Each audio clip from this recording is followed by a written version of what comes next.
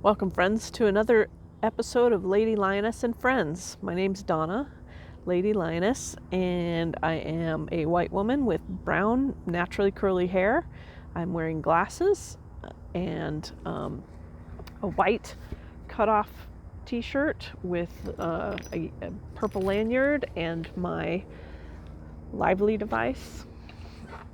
And I'm outside today underneath a great big beautiful willow tree. You can see on my left side, you can see part of the trunk and the greenery around me.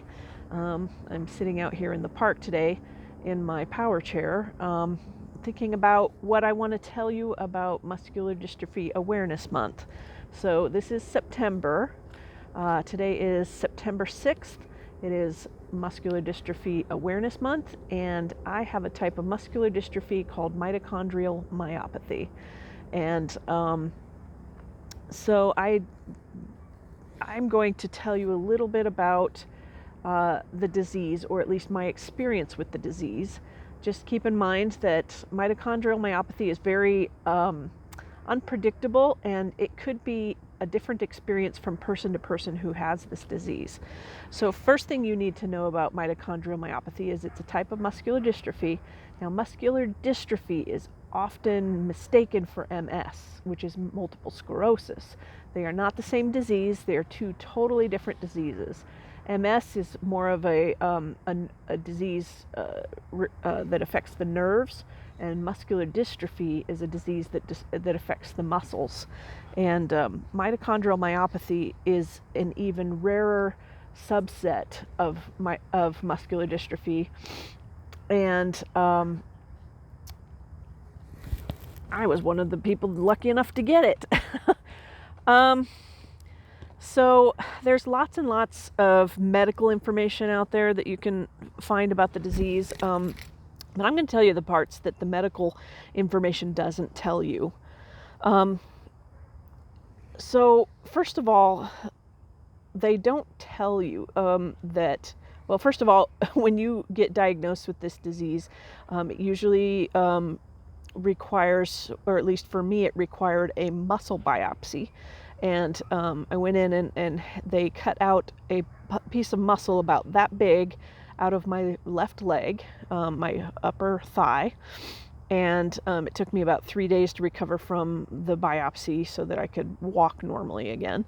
And they took that muscle and sent it away to a lab and did a bunch of tests on it, and basically checked my DNA to see if I had muscle disease, and it did, and it tested positive for mitochondrial myopathy. And that was a very, very long process. They don't tell you how long that process is, and it seems like the waiting period to find out if you have the disease it feels like forever. It took, let's see, I'm trying to think. I had the biopsy in February of 2018, and I didn't find out till about, I want to say, May of 2018. So it was months before I had a final diagnosis, and it was a very difficult waiting period. And in that time, while I was waiting, I've already had, at that time I had already had the discussion about what it would mean if I did have the disease, and what my life would be like going forward. And during that time, you have to think about all of the possibilities of what your life will be. And it's hard because it feels like your dreams are all crumbling. And it's very, very hard to process that at first. And so maybe the waiting period wasn't all bad in that it gave me time to really think about what I was going to experience or how I wanted to approach what I was experiencing. So that part was pretty hard for me. And when I finally did get the diagnosis, then it was like another 2-year process to get the disability, to approve my disability status. And it's because mitochondrial myopathy it's really hard to diagnose. A lot of the other thing they don't tell you about it is other doctors, just regular doctors like general practitioners and like the emergency room and all that, they have no idea what mitochondrial myopathy is.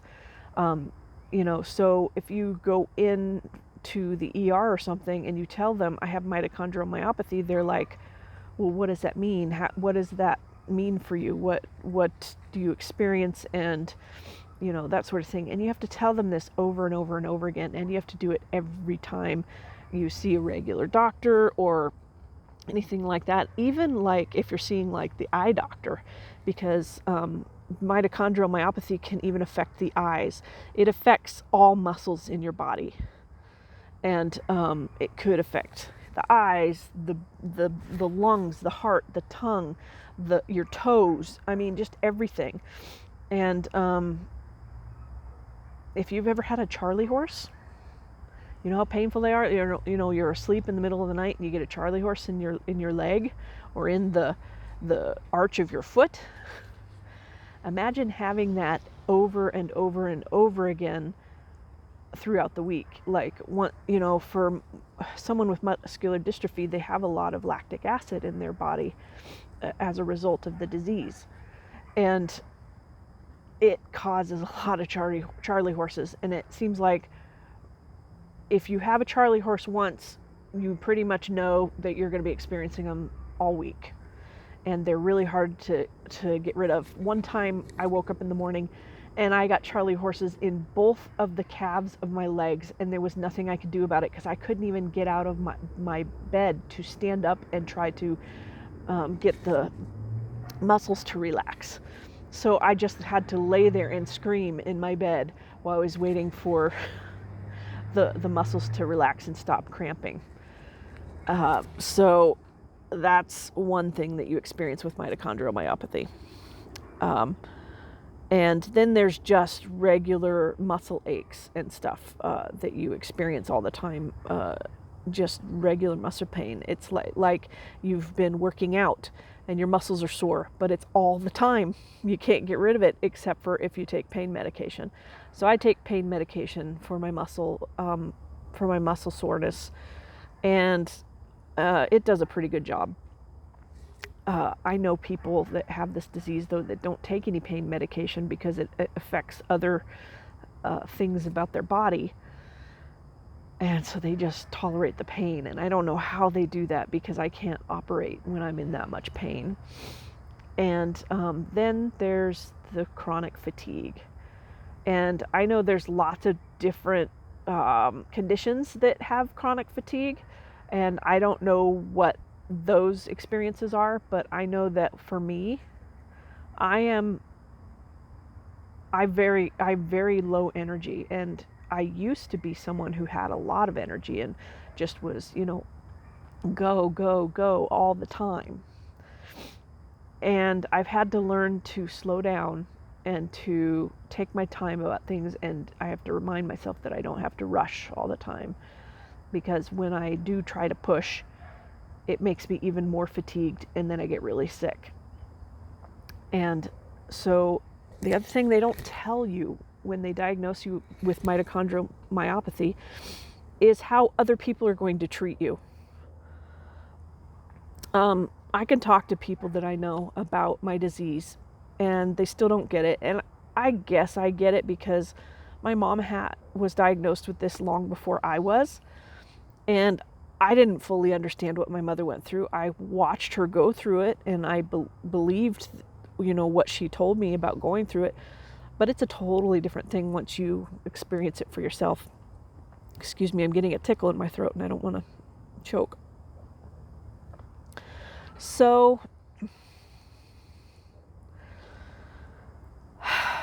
it's very difficult to get people to understand what you're going through, because when you say, oh, I have chronic fatigue, I can't even tell you how many people have said to me, oh, well, I get tired sometimes too. I understand they're trying to relate with me, but I know what it's like to be tired, and I know what it's like to have fatigue, and they're two entirely different things. And it's really, I know people mean well. I don't mean to downplay people's intentions. It's just that when they say that, it feels demeaning, because no, it's not the same thing. It's just not. And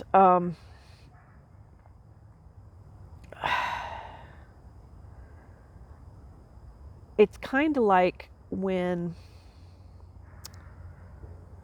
people are trying to relate with other people when something horrible happens to them, like say, I don't know, someone gets assaulted. And they say, oh, I know what that's like because my brother used to punch me in the arm. It's not the same thing. And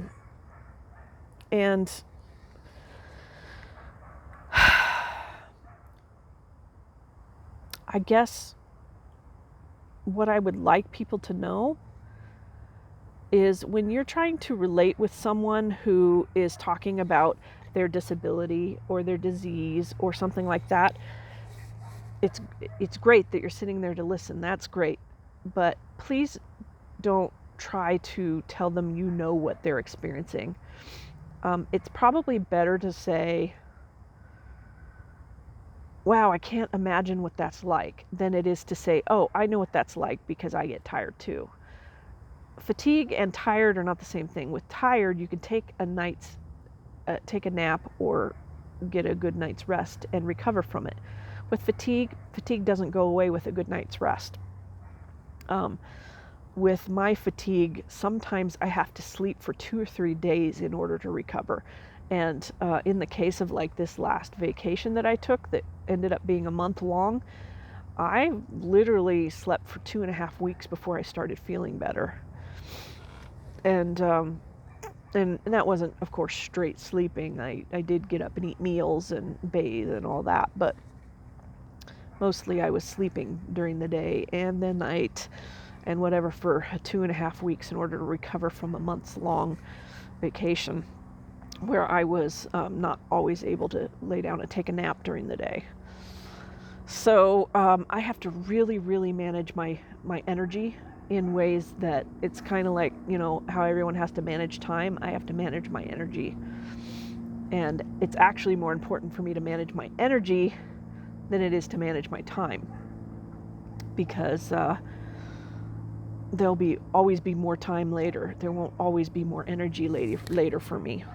And that's something I think that non-mitochondrial myopathy people don't know what that's like, to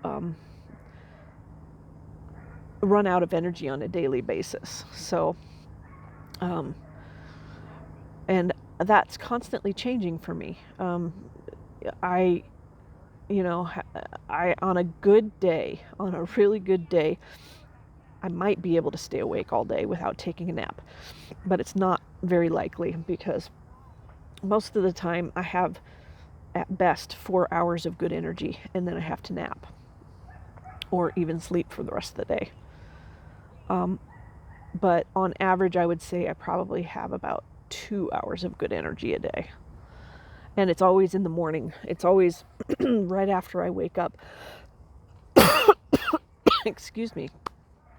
I forgot to bring some water to keep that tickle from happening. But anyway, I guess that's a start for some things I would want people to know about mitochondrial myopathy, or at least my experience. And that's just the very beginning of it. There's lots more. And I just want everyone to know, I don't tell these things to make you feel bad. I don't want you to feel bad. They're just for your information. So that, if you're personal friends with me or someone else that has mitochondrial myopathy, maybe you have a better idea of how to approach them, when you're friends with them. Just understand that they're not going to have the amount of energy that you are, and just to keep checking in with them. It's like, instead of assuming they can or can't do something, ask. Say, is this something you can do? Is this accessible for you? Do you need accommodations for this? rather than just assuming, oh, here, let me do this for you because you need accommodation. They may not need that thing that you think that they need. So just don't make assumptions of things. Don't assume they can do something, and don't assume they can't do something. Rather than, if you don't already know, if they haven't already told you what they can and can't do, ask. Say, hey, we're going out to the lake. Is that something you can do? Do you want to join us? Instead of just going, hey, we're going to the lake. We know you're disabled, so I'm sorry you can't come this time. Don't make assumptions. Anyway. So just remember to be mindful of your disabled friends, and remember they're more capable than people give credit. The thing that frustrates me the most about people who try to regard disabled people is they assume that because they're disabled in one area that they're disabled in all areas, that they can't do anything. Just remember that disabled people want to be helpful and useful as well. So instead of them cutting them out of physical or even mental activities, ask them if they want to join and if that's something they can do. And they'll tell you, and they will always appreciate you regarding them and asking them rather than just making assumptions. So anyway, thank you very much for watching this episode. I'll see you next time. My name is Lady Lioness. This is Lady Lioness and Friends signing off. Mwah!